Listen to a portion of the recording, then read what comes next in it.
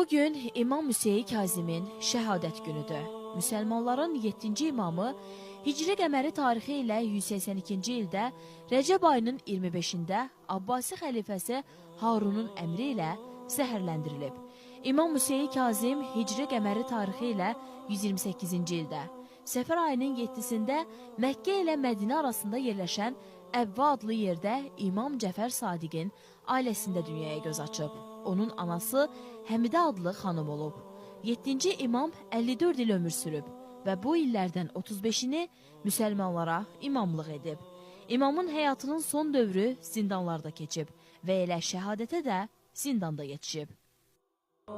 Maraqlı məqamlardan biri onun yerləşdirildiyi məhbəslərin 3 dəfə dəyişdirilməsindən ibarətdir. Buna səbəb isə həm Bəsrə, həm də Bağdad zindanlarının rəislərinin Harun Ər-Rəşidə müraciətlər olub. Yüksək əxlaqı, imanı ilə imam zindandakılara o qədər təsir göstərmişdi ki, artıq onlar Peyğəmbər övladının dəmir barmaqlıqlar arxasında qalmasının nə dərəcədə böyük cinayət olmasını anlamış, bu haqsızlığa şərik olmaqdan çəkinmişlər. Elə buna görə də Bəsrədən xəlifəyə belə bir ismarış gəldi. Onu geri al, yoxsa azad edəcəm. Təbii ki, Harun bu minvalla hakimiyyətinin əsaslarının sarsılmasının qaçılmaz olacağını anlayırdı. İmamın haqq səsini boğmaq, onu Allahın müəyyən etdiyi yoldan döndərmək mümkünsüz idi.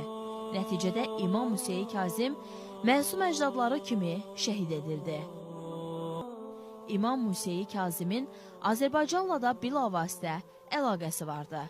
Həzrətin qız övladları Rəhimə xanım və Həkimə xanım Abbasilərin Əhl-i Beytə qarşı həyata keçirdikləri təqiblərdən və zülümlərdən xilas olmaq üçün məmləkətimizə pənah gətirmiş, həyatlarının qalan hissəsini burada yaşamışlar və bu torpaqda da dəfn edilmişlər.